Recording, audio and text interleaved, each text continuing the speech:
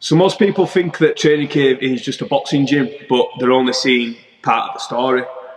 When you walk through our doors, you see the rings, the bags, and the gloves. And yeah, like boxing, it's absolutely at the core of what we do.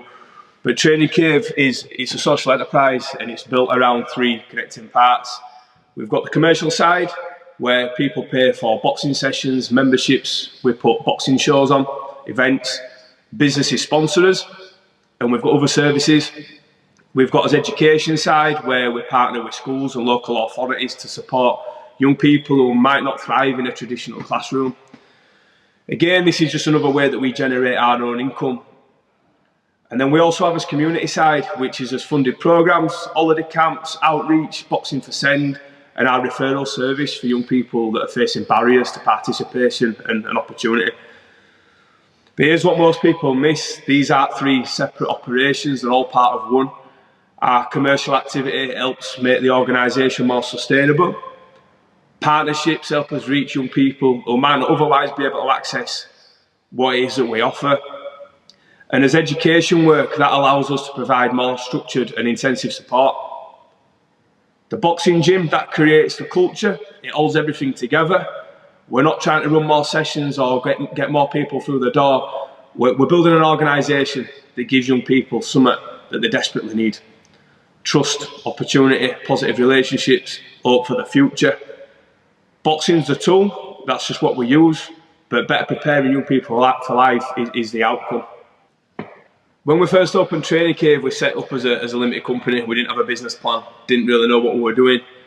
We didn't know any different. We thought that we were opening a boxing gym. You know, people would pay for sessions, memberships, and then income would just keep the doors open.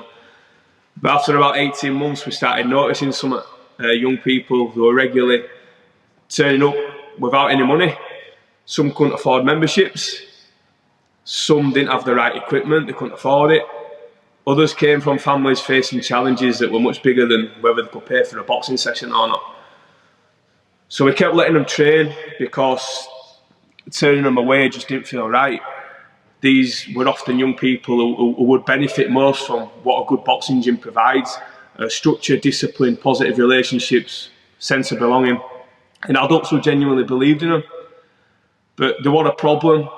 You know, if we continued letting people train for free while operating like entirely as a commercial gym, we'd eventually struggle to pay the bills. And if Training Cave didn't survive, we just wouldn't be able to help anybody. That was when we realised that we needed to do it a different way. If we genuinely wanted to reach young people facing financial barriers, exclusion, or a lack of opportunity, we couldn't rely on families being able to pay. But we also couldn't build an organisation that just depended completely on like goodwill. So in 2019, Training Cave became a not-for-profit social enterprise. That decision opened up new doors. It allowed us to access funding, specifically intended to create social impact. It helped us build partnership with schools, local authorities, businesses, other community organisations. And most importantly, it meant that like any money that we did generate, the profit that we generated, could be reinvested into our purpose. Better programmes, better coaches, better facilities, and more opportunities for young people. But becoming a social enterprise meant that we had to really start thinking like a business. You know, I've learned that social enterprise needs to be run really well. We still need to generate an income, manage costs, measure its impact, and build reserves. We need a surplus so that we can continue to survive during difficult months, invest in our team, and continue improving what it is that we offer. Having a strong purpose, it doesn't automatically create a sustainable organisation. I've found that out many times. For us, social enterprise means using business as a way to solve a social problem. And as I've mentioned before, the commercial side at Training Cave contributes to our sustainability, as education work allows us to provide more support. Funding and partnerships help us reach young people who might otherwise miss out. The boxing gym creates a culture, relationships, and sense of belonging that holds everything together. And Training Cave is now working towards becoming a charitable incorporated organisation. That's the next stage of our journey.